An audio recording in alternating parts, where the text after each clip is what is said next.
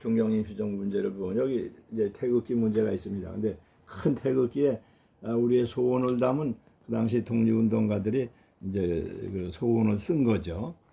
그런 문제들이 이제 보입니다.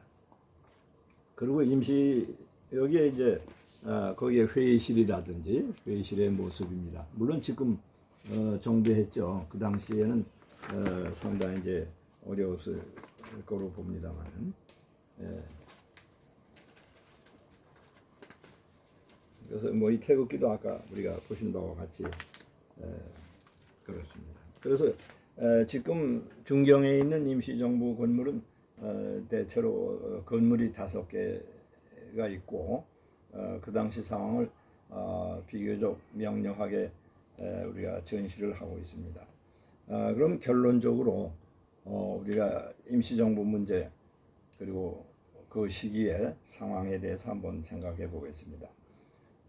1919년 봄, 제가 2월 8일에 도쿄에 그 조선 유학생들의 독립선언을 시작으로 해서 3월 1일에 3.1운동으로 폭발된 민족의 대운동은 결국 국내에서 결실을 할 수가 없었기 때문에 우리가 상해 임시정부가 수립됐다.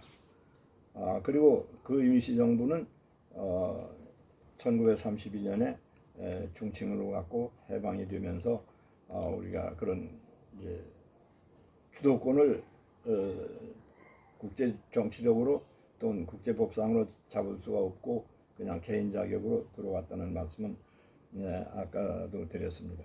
그럼 이것은 우리가 역사적으로 중요한 것은 어쨌든 1910년에 한국이 국권을 상실했으니까 우리가 공간이 되는데 이 공간이 1919년에 상해 임시정부라서 대한민국 임시정부라고 돼서 계승이 된다 하는 점에서 상당히 중요한 의미가 있다고 생각합니다.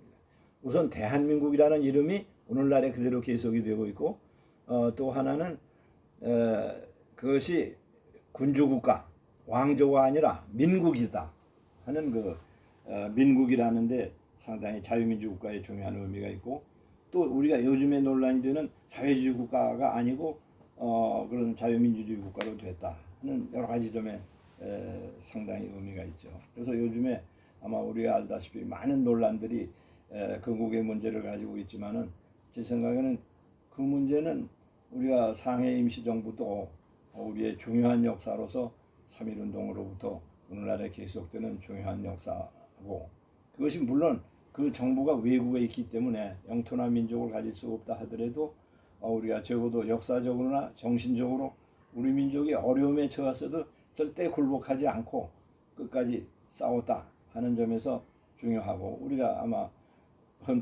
대한민국 헌법을 만들 때도 그 임시정부의 고통에 대해서 얘기를 하고 그렇습니다. 그리고 특히 중요한 문제는 지금도 말씀드렸지만은 민주국가다. 민국이었다. 그리고 그 이름이 그대로 전해졌다.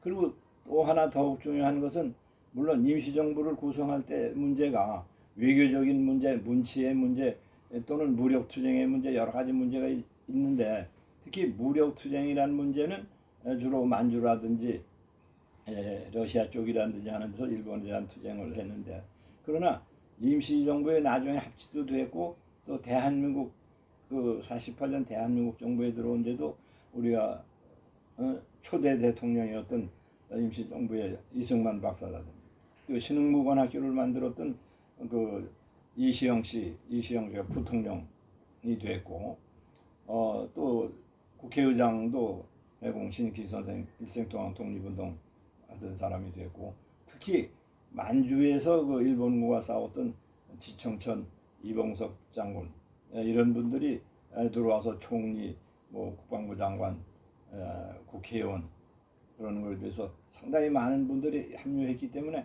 그런 점에서도 우리가 대한민국의 정통성 인정할 수도 있고 그렇다고 생각을 합니다. 그리고 이제 또 하나 그 뒤에 이제 복잡한 문제는 물론 우리가 다 알다시피 이것이 남북 분단의 문제에서 오는 거죠.